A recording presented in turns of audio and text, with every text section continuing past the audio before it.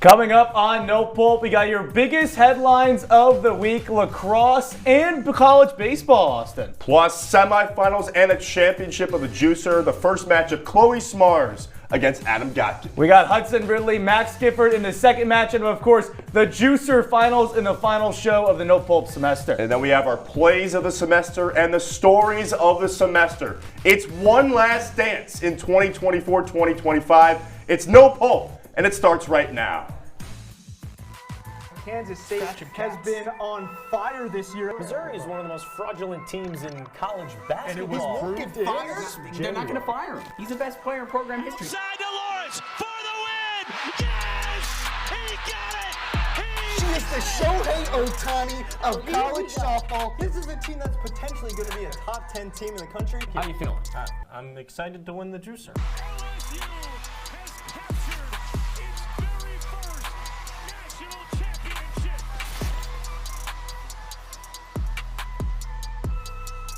Welcome into the final episode of No Pulp for the semester. He's Austin Barach. I'm Jordan Leonard. And Austin, you know, when the semester comes to an end, especially the spring one, it means the WAER Open. That's another event at a different station. Yes. I didn't make the cut, you didn't make the cut, but we did improve from last year. And ultimately, we had fun, we had That is all that chirps, matters. and we saw great play down the stretch. That's all you can really ask for. We still got one more potential tournament with the Watson Cup coming on Wednesday. Austin and I playing for rival Z89. We all know You weren't who's going to supposed get. to say that we on all, the we all air, know Jordan. who's supposed to get. They can't fire us now. It's our last show. Right, what are they going to do? What are they going to do? It's championship season, especially for women's lacrosse. And number 1 North Carolina took down number 2 Boston College today, 14-12 in the women's ACC championship game. And Austin, this was big against big. This was a great matchup down in Charlotte. This was awesome. What lacrosse is all about. You see, Boston College this year, they are the defending national champions, and their only 2 losses are to Carolina in the Tar Heel State, each time by a combined 3 goals.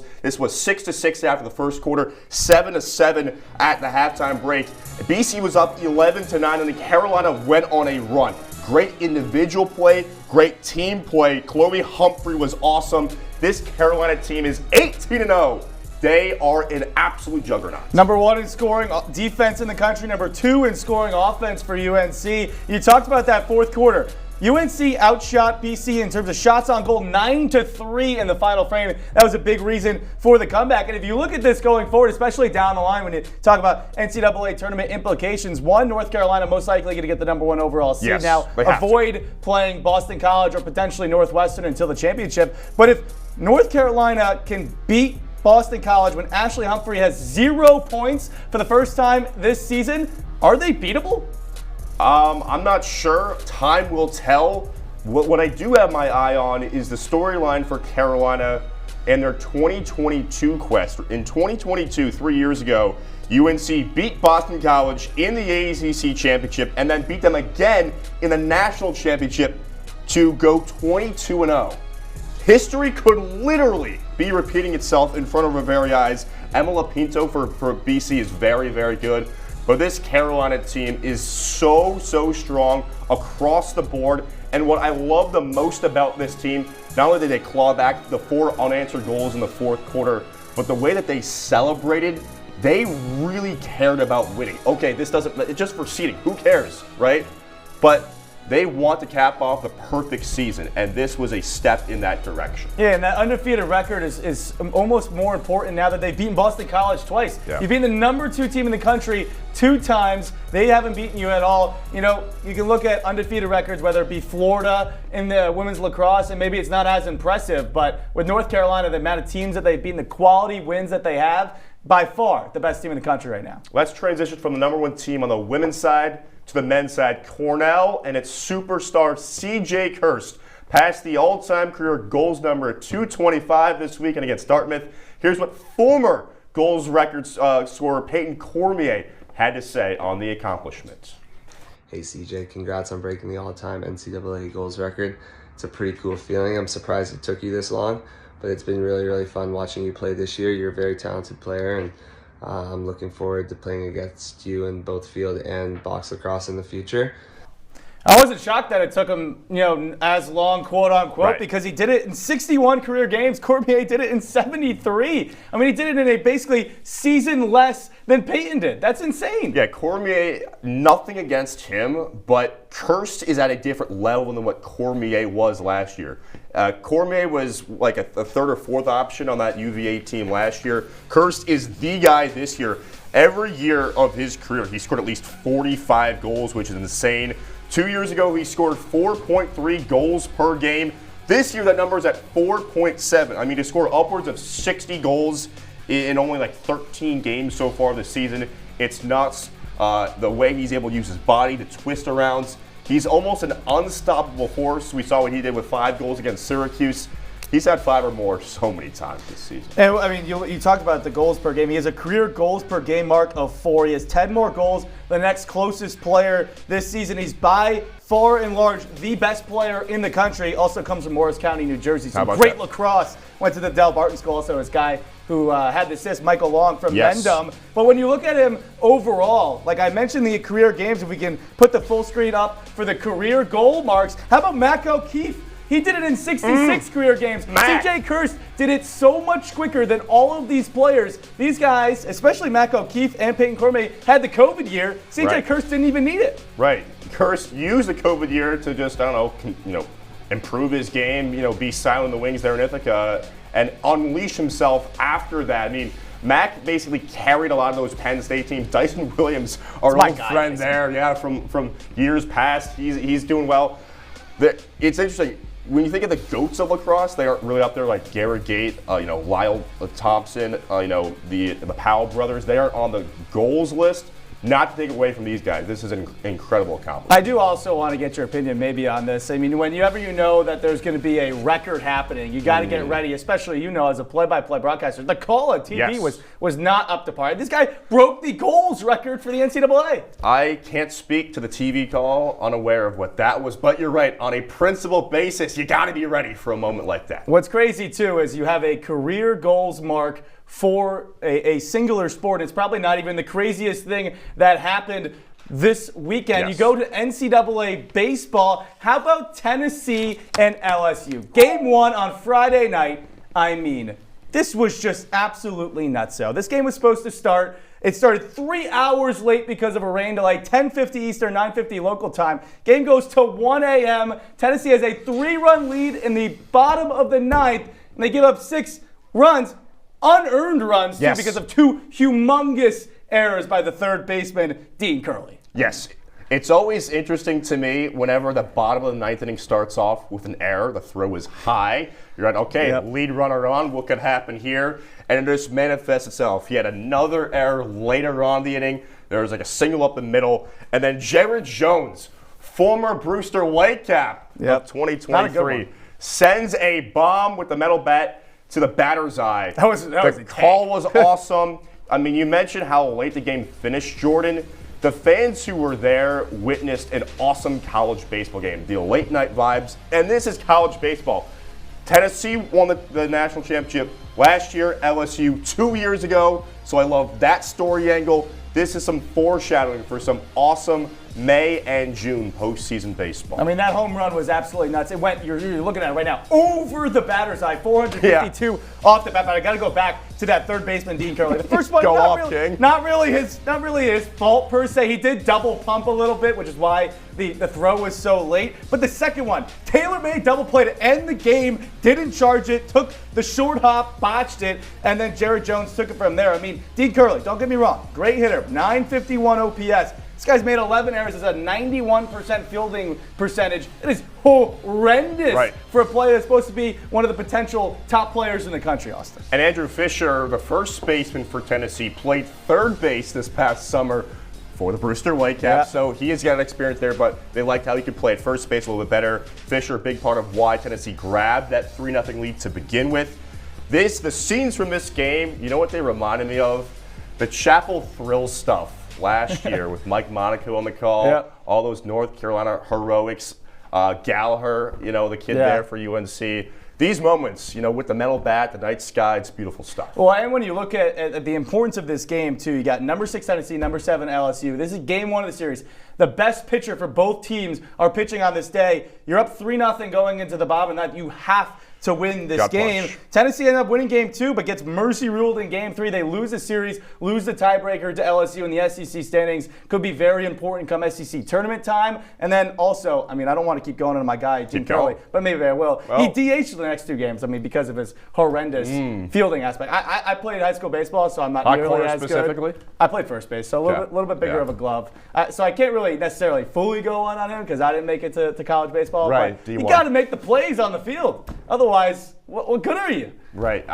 It happened to Rafael Devers, right? Bregman is now the third baseman of the Red Sox, so I completely agree. I'm so glad you made that comparison. Boston is Austin's thing. That does it for our first segment of the show. We got a quick break right up next for you. But first, the first round of the semifinals for the Juicer tonight. 2 seed Chloe Smarz versus 6 seed Adam Gotkin. Up next here on No Pulp.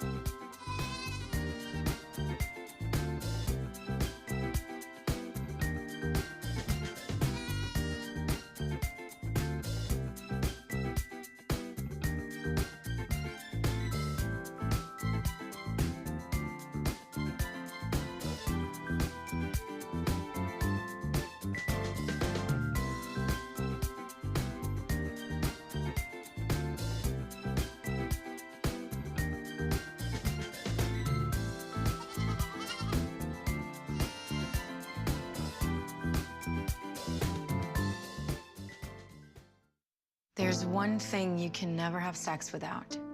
It's not something you buy. Or something you take. In fact, there's only one way to get it.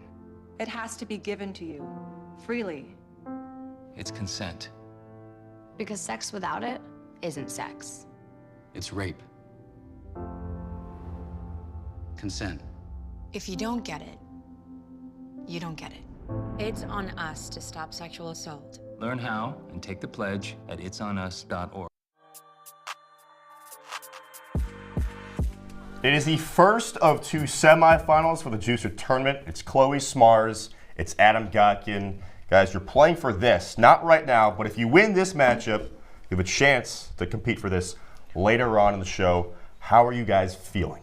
I'm feeling great. Yeah? I'm just happy that this is a softball, baseball juicer, and I've been talking to Connor this entire year that I wanted this to happen because of, the whole Shohei of college softball. With Ethan from a couple years ago. Yeah. So she needed some help. I can do anything. Okay, well, let's start off with a softball question here. Let's go to the freshman in college softball. Chloe, you first. Who is the best freshman? Yeah, my pick here is Taylor Shoemaker from Florida, an outfielder. And talk about someone bursting onto the scene. That is exactly what Taylor Shoemaker has done this year. Not only is she 3-time SEC Freshman of the Week, but she was the #1 outfielder recruit coming into college. And what she does in the grass is great, but what she does at the plate is even more impressive. 16 homers, a team best 6 doubles to go along with a .371 average. On top of that, 4th in the nation in RBI, 70 on the year. That's the most out of any Power 4 freshman, most in program history for the University of Florida. And even when she gets on base, she's still a problem because she is fast and she is versatile. 17 stolen bases on the year. For her, she's also why I believe Florida will win the national championship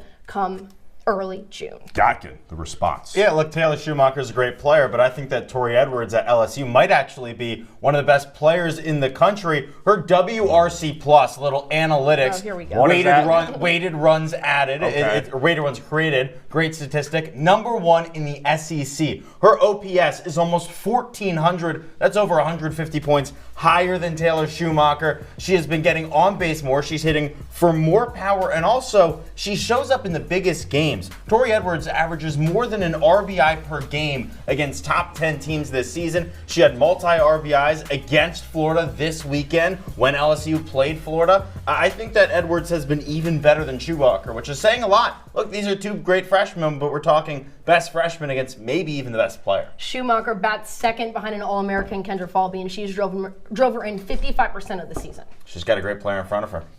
And she drives them in. That's her job. So does Tori Edwards. Drives all anyone in. All right, guys. The point's going to Chloe, all right? I like what you the doubles, the stolen bases, and you threw out a stat that I didn't understand. So let's go to question 2, which is talking college baseball. Baseball team. The best pitching rotation in college baseball. Chloe, you're first again. It has to go to the best team in college baseball, and it would be Texas, second in Division I in team ERA with 3.15. And the most impressive thing for me for Texas this season was that last season they had a 4.91 ERA, the worst mark since 1999 for this program. And the 3 best pitchers in the SEC, well, they wear burnt orange. The pitching trio of Rios, we have Harrison, Spencer. They combined for a 14-1 record, 33 appearances, and ranked top 10 in ERA in the conference of the SEC. They've allowed them to win some big series against A&M, LSU, Georgia, Auburn, and they're holding these teams to just 2 or 3 runs. When you have an offense in Texas that can put up runs, well, it makes the pitching staff a little more relaxed, easier on the mound, and we've been seeing that from Texas this season. They're the #1 team in the country because of what they do on the mound now. Yeah, it's a great Texas Longhorns team. Florida State, on the other hand, they've got a great pitching staff, but haven't really been getting that much help, and it's a pitching staff that has so much stardom. First off, you have to talk about Jamie Arnold because he's probably going to be the #1 overall pick in the MLB draft this year. I hope that my Nationals get him because Jamie Arnold is the best pitcher in college baseball. He's got a whip under 1. And then behind him, you have Joey Vellini, who was actually the ACC midseason pitcher of the year, according to Baseball America. Not even the ace, yet the conference pitcher of the year. Wes Mendez, their #3 starter, he's incredible as well. All of their starting pitchers have opponent batting averages below 225. They simply do not let anyone get on base. This is a Seminoles team that has the best pitcher in college baseball, and right now maybe the second best pitcher in college baseball, and then they have the depth behind it as well. I mean, this Florida State pitching staff is just unreal this season. It feels like FSU is too top-heavy with those guys. The Longhorns, I like the 3.15 ERA. I'm a sucker for that stuff. Chloe goes up 3-0 with the 2 points right there. But question 3 could be the equalizer. Gotkin, you are up first with a question everybody wants to know right now.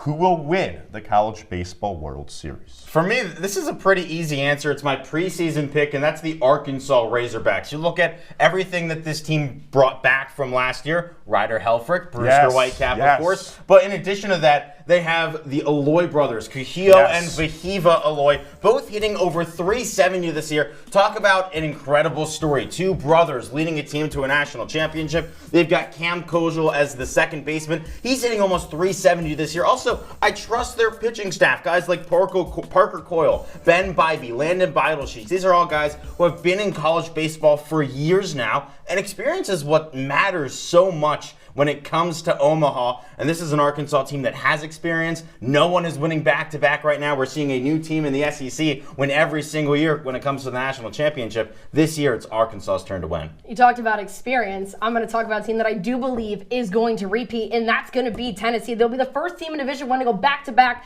since South Carolina in 2010 and 2011. And why I really like Tennessee here is ignore the LSU series this past weekend, but they're the most complete team in the country. Defensively, the 3rd best ERA in the country on the mound. Offensively, 4th best slugging percentage in the country. 2nd most in homers in the country with 97. But why I love Tennessee so much is at the plate, they are disciplined, right? They lead the SEC in on-base percentage and lead the SEC in walks. That's crucial. When you go into the postseason, when you were disciplined at the plate, when the pitching caliber is going to be higher when you get to Omaha, Tennessee knows how to win. They did it a year ago, and they returned a lot of talent from last season. Why not repeat? Because teams don't go back-to-back in college baseball. Teams don't repeat in many sports, including college baseball. You said the 2010. Helfrich, you got me there. And Arkansas last year, the #1 seed, I believe. They went out early. They got stuff to prove. Arkansas is the pick. I know it's weird to proclaim a pick for this. It's a couple months away. But the score is not up 3-3. Bonus question to advance to the championship with the Juicer. Adam Gotkin, you go first for 1 point. It is the best coaching staff in either baseball or softball, the floor is yours. For me, I'm looking at the Auburn Tigers and what Butch Thompson has done as the head coach of this Auburn baseball team, taking a program that was just one game over 500 last year and turning it into a team that is now over 15 games over 500 with the hardest strength of schedule in the country. That's not an easy thing to do against incredible competition, but he's found a way to do it with his team. No surprise, I'm going to go softball here. My answer is Florida State. 7th best team in the country, 3rd best in RPIs. And why I picked Florida State here is because their head coach, Lonnie Alameda, has been battling breast cancer all season. Don't give me that. It's a great story. The ACC has been wide open the past 2 seasons, and Florida State has not been on top since 2018. You have Duke and you have Clemson the past 2 seasons, but Florida State on top of the ACC, and they have rallied behind their head coach. I feel like Michael Scott in this situation. I don't know what to do. I mean, but look, I think better pick. What I do know is you two are much better debaters than I am. And what I also know is I want the most drama in the championship round, and I believe the best person who can deliver that drama is Chloe Smarz. Oh! Softball, I have a soft spot for Florida State. You know what? I have a soft spot for Florida State. We are talking lacrosse. Jordan and myself, we're going to lacrosse, a sport that Gotkin probably would have won this juicer at if we talked about that. So, she got her favorite but before sport. we do that, let's go to the juicer tournament standings. Oh, we just did that. Let's go back to lacrosse in just a little bit here on an adventurous last episode of No Pulp.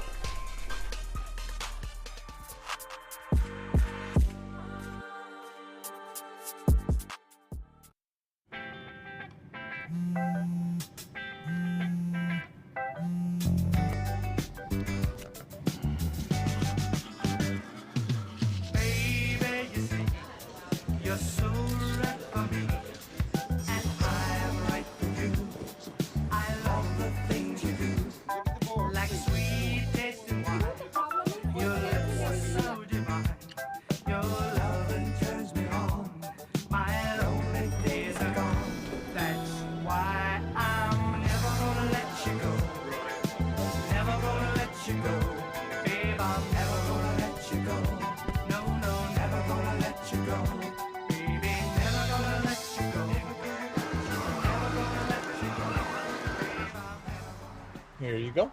Thank you. Thank you.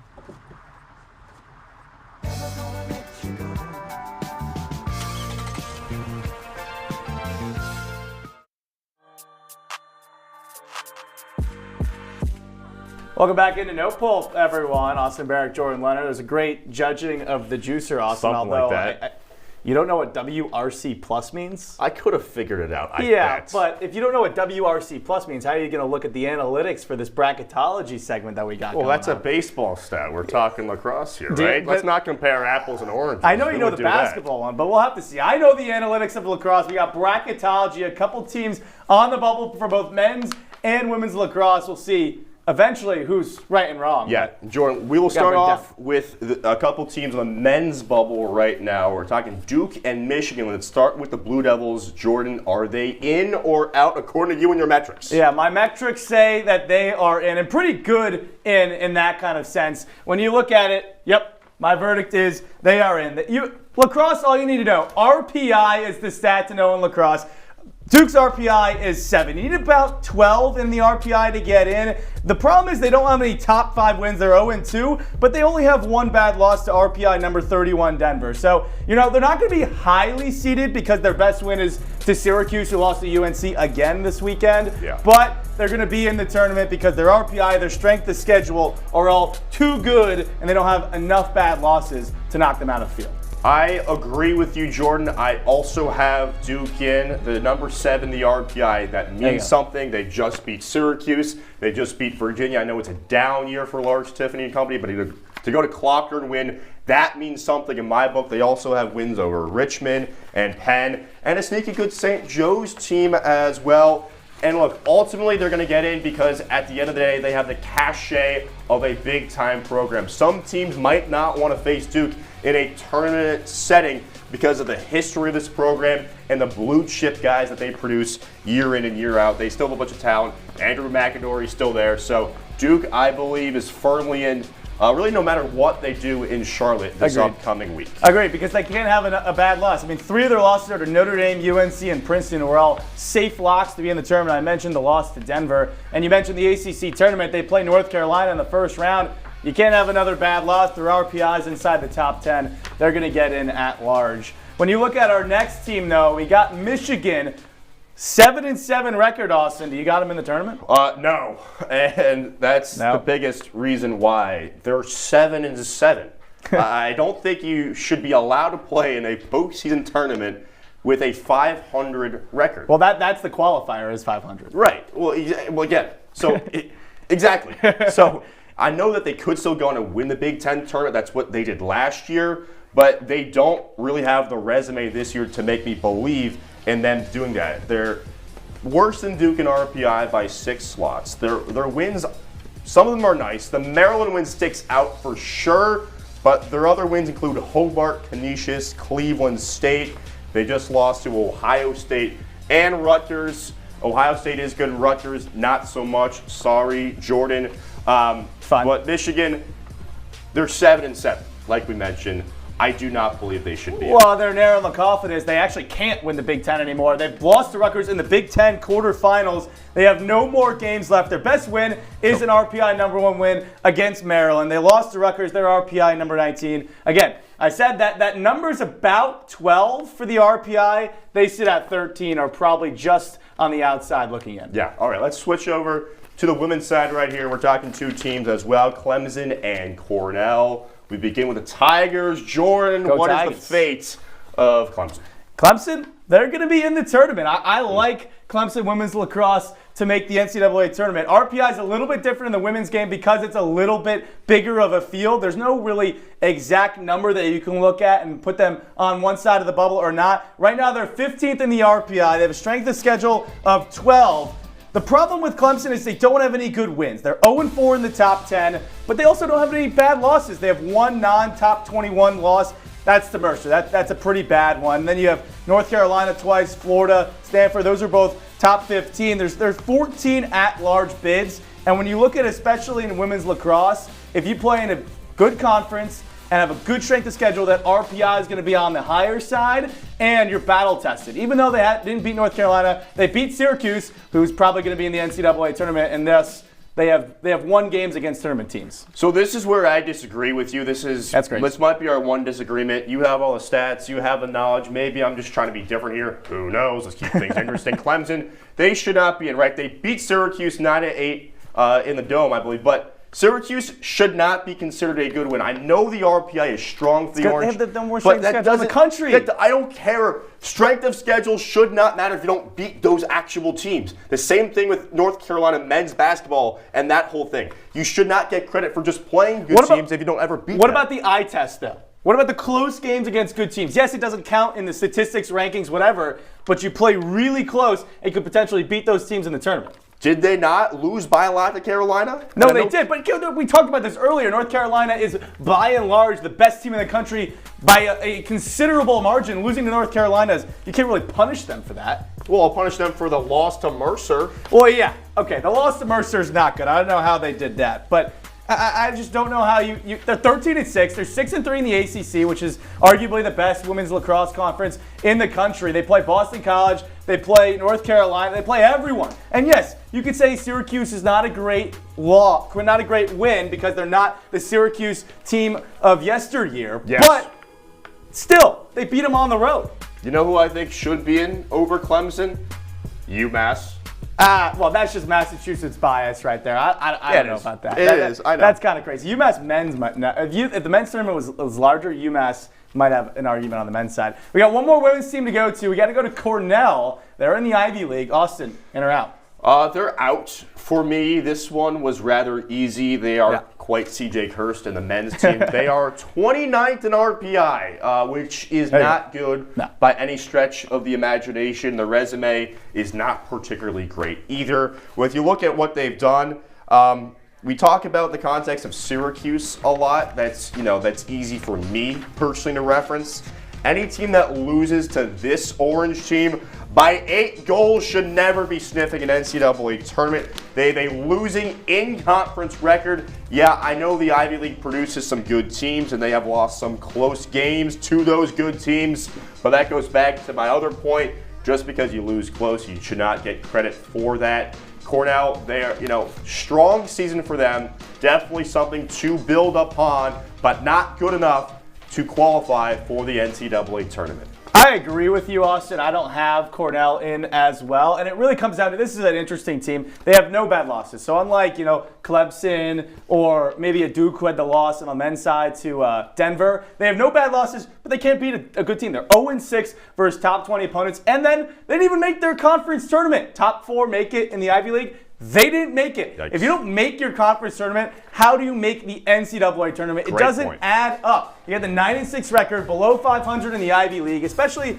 when you play in the Ivy League. You kind of have to be above 500 if you want to make the tournament. But this is where it gets interesting, especially in women's lacrosse with a bigger field. You have a little bit more stats to kind of vary back and forth because you got those balanced 15 auto bids to 14 at large. Yeah, the at-large stuff is interesting. If they were, say, like the 4 seed in the Ivy League tournament, they plucked off the 1 seed, then they would have a case. But single-digit overall wins below 500 in the Ivy League, that's not good enough. And especially when you look at 4 of the 6 losses coming by 2 goals or fewer, that sucks to suck at some point. Right, it's a margins game, right? It's, the draw circle, it's clearing. We saw that with Syracuse against Carolina men's side the other day. So it's all the fundamentals. Cornell, few plays go differently, maybe they would be on the other side of our verdict situation. Yeah, and when you look at Cornell, especially when you're in the Ivy League, you got to win those out-of-conference games. You mentioned, they lost by 8 to Syracuse? 18-10. But we already established is not as good as Syracuse has been in the past. 2 lacrosse ball knowers, Austin and I, breaking down the bracketology of lacrosse. How about more lacrosse after a quick break? We got our second semifinal of the Juicer. Hudson, Ridley, Matt Gifford for the right to take on Chloe Smarz in the finals. Up next.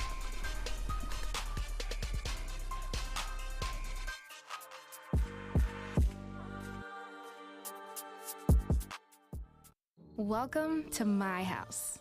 Lately, not my happy place. Everybody's pretty tired of each other. The parents were not themselves. My little brothers were morphing into small creatures. The walls were closing in. Clearly, a case of too much family, too close, 24/7. And there's a lot of that going around right now. If this sounds like your house, try going someplace new. YourLifeYourVoice.org. You'll find lots of ideas to help you handle the family stresses of being confined to close quarters. YourLifeYourVoice.org. It might not get you out of the house, but it could help you find a little more breathing room.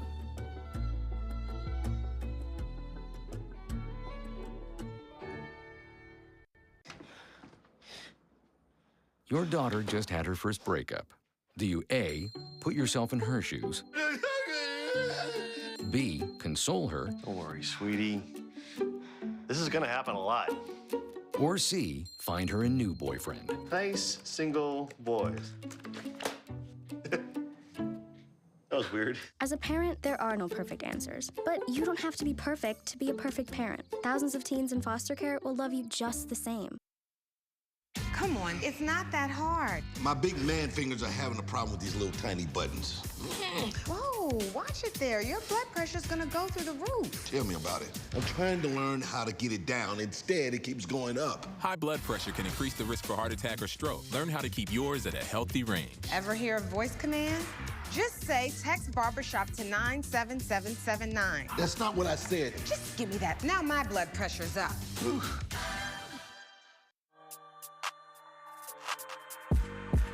Welcome back into No Pulp, everyone. Juicer semifinals, part 2. We got Hudson Ridley, Max Gifford. Now, you guys are good friends. You guys want to shake hands before the semifinals? We'll shake hands. Absolutely. Is it all? We'll shake Okay, hands. good. Oh, I love to see the friendship here, even though it's a competition at the end of the day.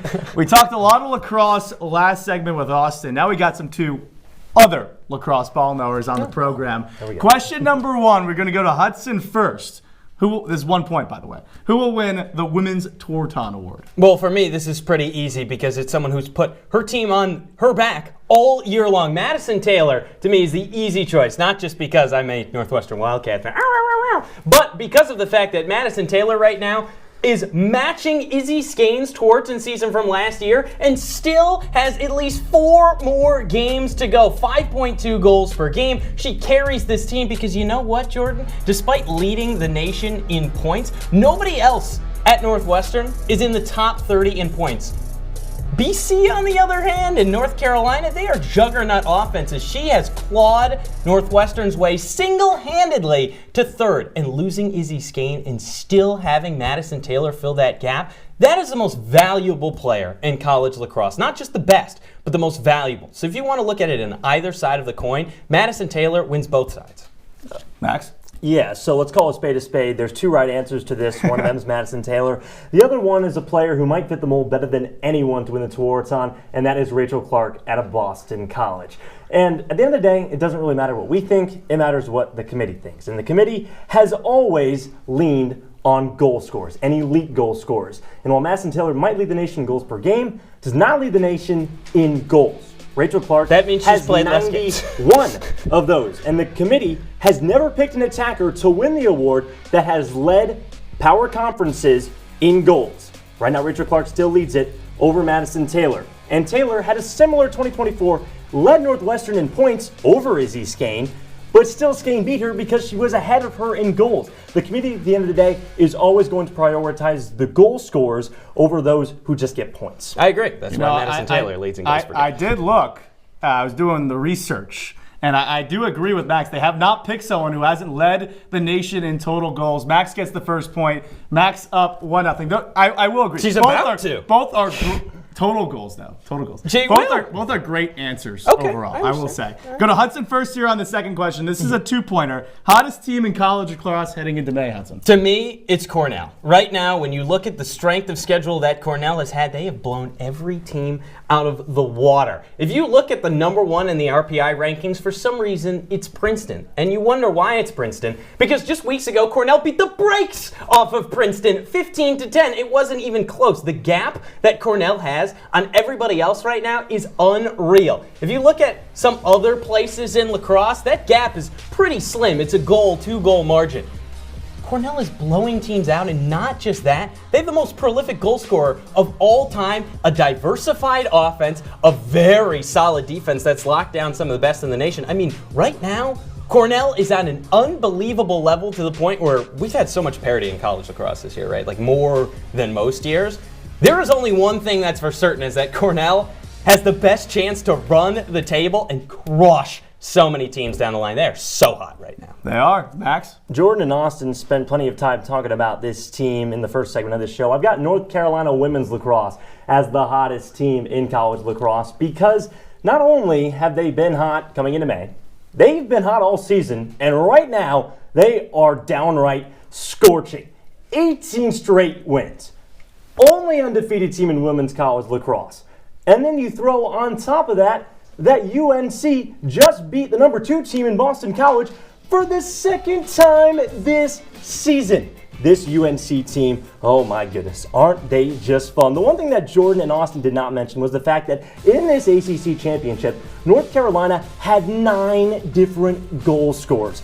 And Ashley Humphrey had no points. So not only do you have the depth of the team, but you have such a diversified offense and such a good defense too. They've been every team they've played so far this year, and they're only going to stay, I don't know, red hot, blue hot, because they're Carolina, I guess. That's good. That's why they're the hottest team in college lacrosse right now. Both, I guess, have a diversified offense. I mean, I love myself a diversified portfolio in terms of economics, so we got that going on the offensive side. Hudson, I'm sorry. North Carolina hasn't lost this year. I mean, they just beat Boston College for the second time this season. They're the hottest team going into May. Max Gifford up 3-0, but this question is worth 3 points. We go to the leader currently. Who will win the men's lacrosse national championship? Hudson talked about it a little earlier, and I agree. There's so much parity in college lacrosse right now, so you really have to look back at the previous champions, and what's evident is that the X factor is going to be the goaltending. Back-to-back years, Notre Dame has won on the backs of Liam Entenmann, the best goalie in the country. The year before that, Maryland ran the table with an undefeated record in Logan McNaney, who's the current goaltender at Maryland, and he is the best goaltender in the nation right now, and he's going to run this Terps team all the way to the top. That's been the main difference when it comes down to college lacrosse. Everyone has these diversified offenses. There's so many good teams right now in college lacrosse. Every team has lost. There's been so many different teams at the top this year, but when you really break it down, the X's and O's, it's the goaltending that's going to win it, and it's going to be Logan McNaney that takes the Terps to the top this year. Hudson, what you got? I gotta be honest though, I just mentioned it a million times. I don't know how much more I can pound it into your head. No one is even close to Cornell. You can throw out Maryland, but nobody is close. Nobody is close right now to Cornell. They are blowing teams out by very wide margins. It does not matter who they face because they have the best goal scorers in the country. They have the most diversified, he said diversified portfolio, diversified attack. They have the best diversified attack in the country. And the one thing you look at as well in those games is hero ball. You look at the best players in the country making the best plays. There is nobody right now who can stop CJ Kirst. That's evident. He's going to win the Tewaaraton. He will put this team on his back to get to that point. I don't think Maryland's offense can compete. I know Logan McNaney is great. You know who beats Logan McNaney? Who would pretty consistent? I mean, CJ Kirst would blow Logan McNaney's socks off. He's very good, but no, we've never seen CJ Kirst. He did in the national championship a couple years ago. We have seen Liam Entenmann before be great. We have seen CJ Kirst be even greater at certain moments. Jordan, this got to be a blowout. You know, Max talked about Liam Entenmann being the best goalie in the country, leading Notre Dame to the last 2 national championships. Well, the best player in the country right now, CJ Kirst. Yeah. Notre Dame also had Pat Kavanaugh on their team. He was also pretty good. 3-3 tie. Bonus question up next. We got Max going first for this one again. What coach in college lacrosse has the most to gain in the month of May? Time to sprinkle a little pulp on no pulp because it's Syracuse head coach Gary Gait. Because Syracuse right now, they pretty much have nothing to lose. 3 straight losses coming into this month. And going into the ACC tournament against a Notre Dame team that they've already beat this season, they're just 2-3 when it comes to road matchups and neutral site matchups this year. So you're already fighting an uphill battle, and barring any big comeback by any teams or any bid stealers, Syracuse is going to be the underdog for the rest of the season. And Gary Gait has a chance to completely flip the script on what's been a tragic end to the season for the Orange. Jordan, do you know who Nick Myers is? No, I don't. Exactly, and he is a coach of a potential #1 seed in Ohio State. Ohio State has been disrespected the entire year. Nobody is taking them seriously. They will be a very, very high seed in this tournament. Nobody is taking them seriously, and this is the biggest year for the Big Ten to step up. You've never heard of Nick Myers. Jordan had to Google Nick Myers because he didn't know who Nick Myers was. That is precisely why he has so much to gain, because he's going from nothing to absolutely everything with a chance to put himself on the map in this tournament. You know, I look at this is a tough one because you can really go either side or the other. But you talk about who needs to gain the most. The expectation for Syracuse is national championships. There's not much Gary can gain unless he gets to the Final Four or wins a national title. No way. Ohio State hasn't been there. Myers wins it. Hudson going to the Juicer Finals against Chloe Smarz. That's going to be a fun matchup. We look at the bracket right now. Hudson Ridley, Chloe Smarz, the final.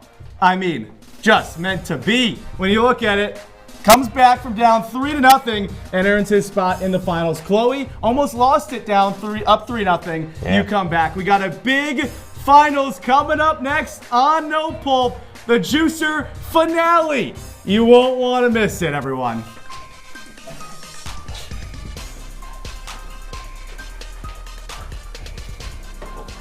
Am I standing? I'm still here.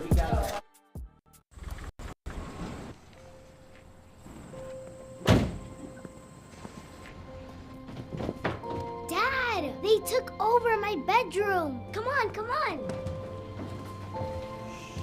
Okay, Dad. 1, 2, 3.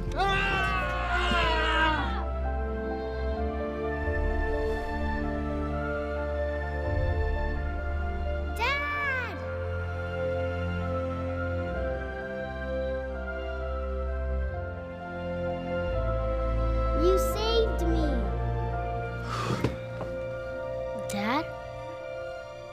Are you okay? I'm fine, dear.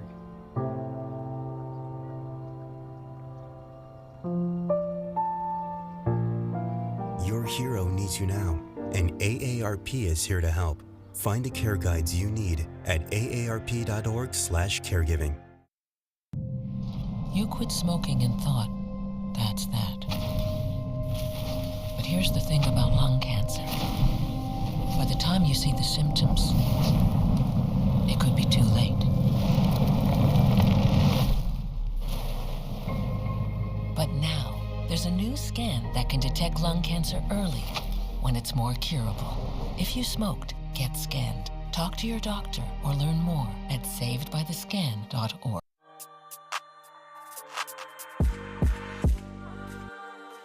Out making sure the orange juice was ready for our championship matchup. Chloe Smarz Former versus CC partners, by the way. Very Ridley. CC Love, as they love.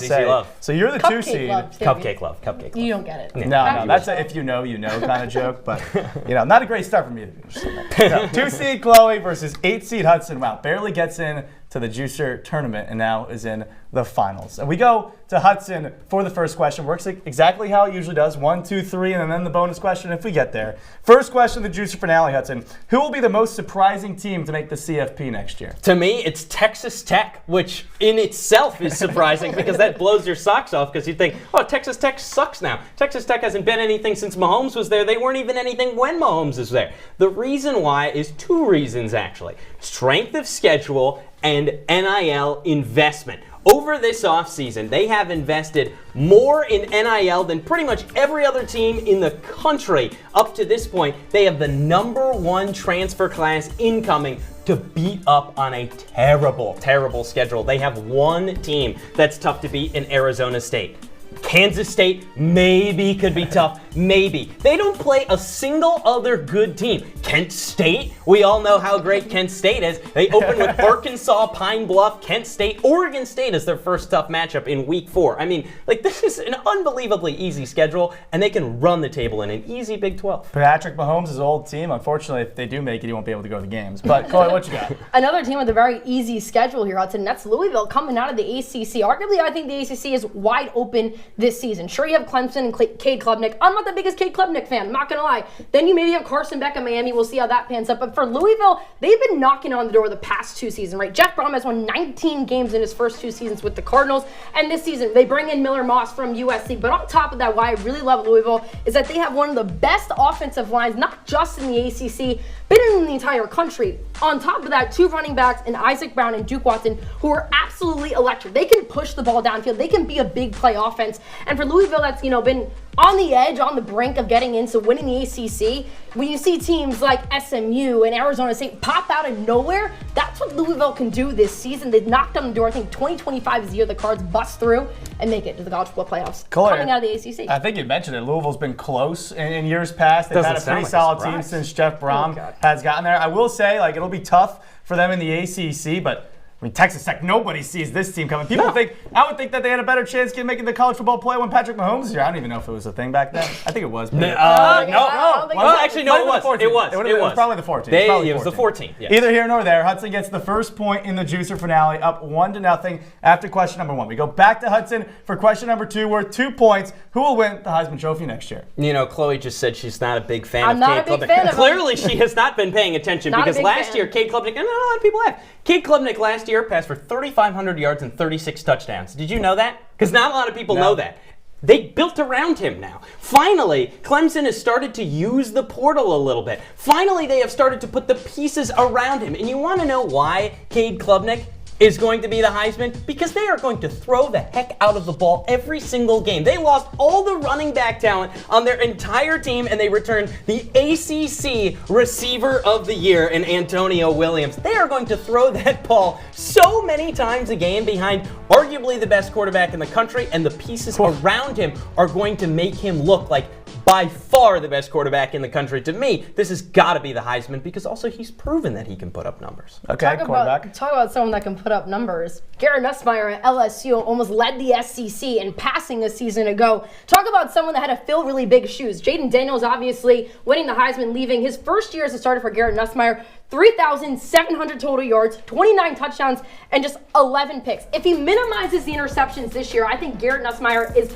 bound to have the biggest year in LSU's history, maybe even bigger than Joe Burrow. I think if he declared for the NFL draft this year, he would have been a first-round talent, and that is because he's the best pure pocket passer in all of college football. At least 300 yards in 7 contests a year ago, at least 400 yards in a pair of games a season ago. You talk about people that can throw the ball. Well, Garrett Nussmeier can do that. I'm kind of agreeing with what you're saying, but the committee loves quarterbacks, and Garrett Nussmeier can really sling the ball. Why not LSU this season? He can. He can also sling it and overthrow it. That's not really going to go. Yeah, I will say we have this little formula depending on who wins the semifinals they get. I was really hoping Jeremiah Smith would be in here. He's a dog. But when you look at it, the past, second season Joe Burrow at LSU, I mean, what a year. He won the Heisman. Garrett Nussmeier has a better chance to win the Heisman than Cade Klubnik. I'm not too high on Cade Klubnik overall. Chloe's up 2-1. That means it comes down to question number 3. And of course it's going to come down to this question. Chloe gets the first pick. 3 points. Who's winning the Natty?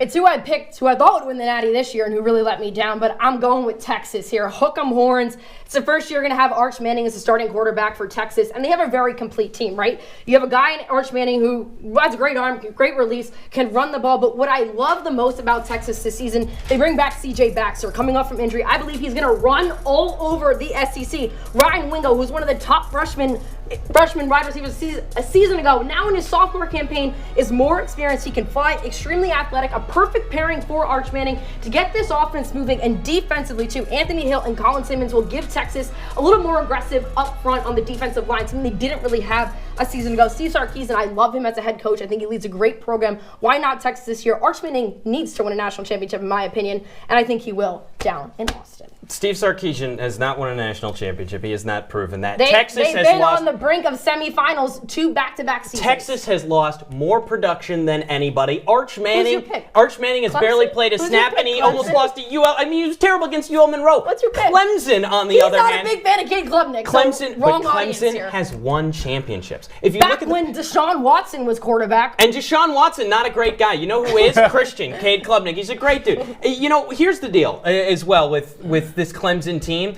The fact that they have actually built up their defense through the portal now, their recruiting has been stellar, but what Dabo has these guys doing is believing in a culture. They believe so hard right now in Clemson. If you look at the motivation that they have behind a team that has a great roster, this isn't all about motivation. They have a great roster. They can run the gauntlet in the ACC, and as we've seen, I mean, the SEC, it's not like the SEC is invincible, right? Neither of the 2 teams in the championship last year were from the SEC. Teams from outside that conference can win. I believe of any team outside the SEC, Clemson has the best chance to win, an even better chance to win than Texas, because the guy at the helm is at least proven. But don't you agree that Texas, by the time the postseason comes, they will have played the strongest part of college football in the SEC. They'll be ready for strong competition. Who is Clemson playing in the ACC? SMU's a joke. Don't even get me started about Kevin Jennings. So who else do you have? Anyways, Chloe, Arch Manning is going to completely collapse when people find out that he is not as good as people think they are. If he was as good as people thought they were, they would have vaulted him over Quinn Ewers a long time ago. Why do you think Quinn Ewers didn't go back into college football? Because his name is Manning, and that's the whole reason why we ever have this debate is because his name is Manning. That is it. I do have to say, Hudson, I don't know why you said this in your argument, and I honestly don't think it's probably either Clemson or Texas, if that's just my opinion. But you said of any team outside the SEC. Yeah. Chloe's team is inside the SEC. You're essentially conceding that any team outside the SEC. Who are the last 2 teams in the championship? I will say, I am not a huge Clemson fan. Dabo Sweeney is running out with the Savannah Bananas instead of game planning for week 1. And he's That's won not dart right there. That is not dart. Chloe Smarz is your champion. Arch Manning, my guy. As the only senior in this tournament, and as someone who used to... Well, I was in the tournament. And you lost. So, semifinals, I mean. The fact that I made it here without ever winning the juicer ever before this year, I am proud to be a part of No Pulp. Gotta take a drink. Cheers. Cheers. You know what? Cheers. Cheers. No, don't drink. You guys can share it. Okay, yeah, I'll set it down. That's it's the going on the shelf. So yeah, what a you got to bring it to your what new. a run it's been. Got to bring it to your new apartment wherever you move right. in. Display it. What is that? It does say spring 2025. Oh, Right? This is fuel for next year, by the way. That is fuel. We still have one more. Rebuild. We still have one more year. We have one more segment for you. Top plays and stories of the season coming up on No Pulp. You don't want to go anywhere.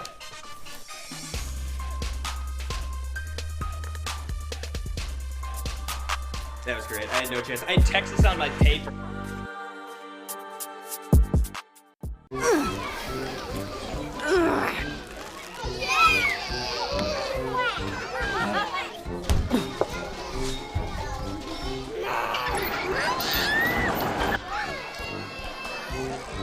If you love them enough to crawl into a play place to get them to come down, then surely you'll check nhtsa.gov/the right seat to make sure they're in the right car seat.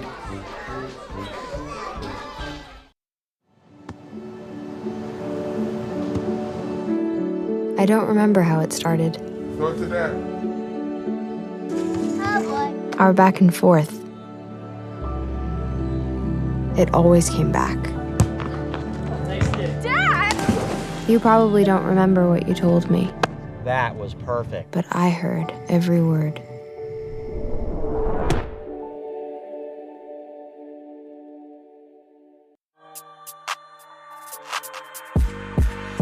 Welcome back on to No Pulp, everyone. Chloe Smarz wins the Juicer. That was interesting. Her final technical appearance on Citrus TV. Yeah. It's our final No Pulp show.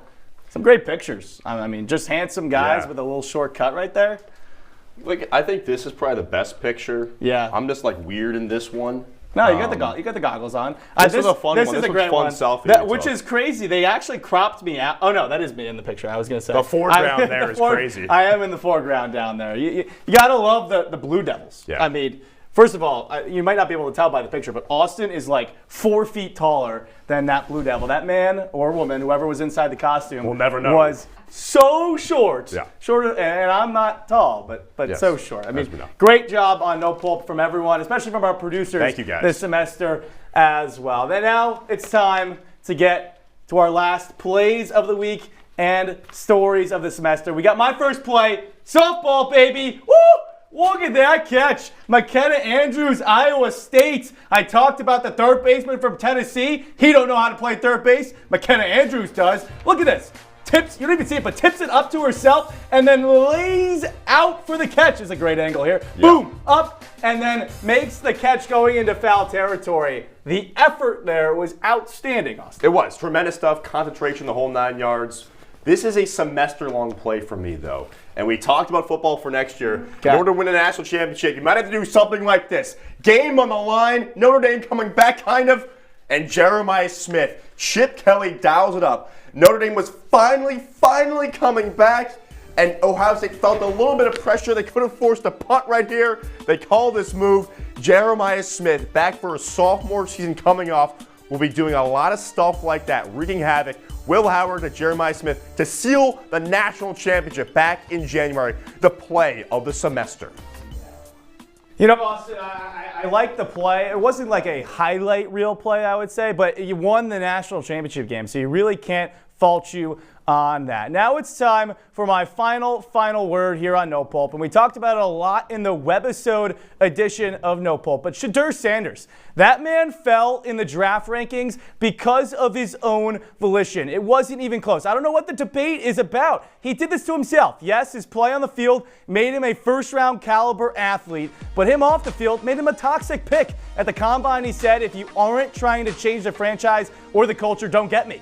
He also pulled the classic "Do you know my dad?" reference to the media and fans hating on him. His over-the-top cockiness definitely did not sit well with NFL GMs. On top of that, there were reports that he didn't do great in interviews and that he didn't put forth the full effort. Like I said in the webisode edition of No Pulp, there were about a maximum 3 teams that needed a starting quarterback, and that is why Shedeur Sanders slid to the 5th round. 9 others want their backup quarterback to dominate the media conversation. I say no.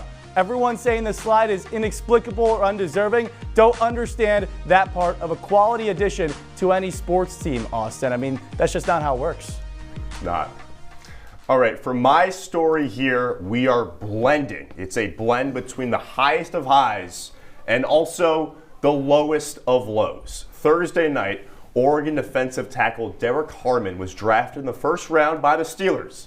Harmon got on the phone with Pittsburgh higher-ups and then went to the hospital to visit his mom, Tiffany Sane.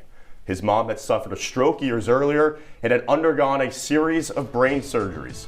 Shortly after seeing her on life support at the hospital, she passed away. It reminded me of Joe and Jack Buck in a way. In 2002, Joe Buck visited his dad Jack in a hospital, and minutes after that visit, his dad passed away. These two stories, 23 years apart, are incredibly emotional, in part because they exemplify the strength to hold on and also the beauty of closure. It's yet another reminder to tell the people you love how much they mean to you. And I know there's no easy way to transition to that, Jordan, but we've got a few moments left here. We're going to have a long post show, and I'm going to talk a lot about you, and I'm going to talk about this show, and I think it's so awesome that this show, No Pulp, gives us the platforms to share stories that we feel so inspired about. I agree. I mean, Austin, I think, my final words are just okay, but two times this semester you serenaded a person that had to say goodbye to a loved one on whether it was a draft day like the 21st pick or the home run the Auburn kid hit. That is awesome Sports transcend the human experience. They get us distracted, and this show has been just incredible to the both of us. Austin Barach transcends the human experience as well. That's why I've loved being with him. That does it for No Pulp for the semester. See you later, everyone.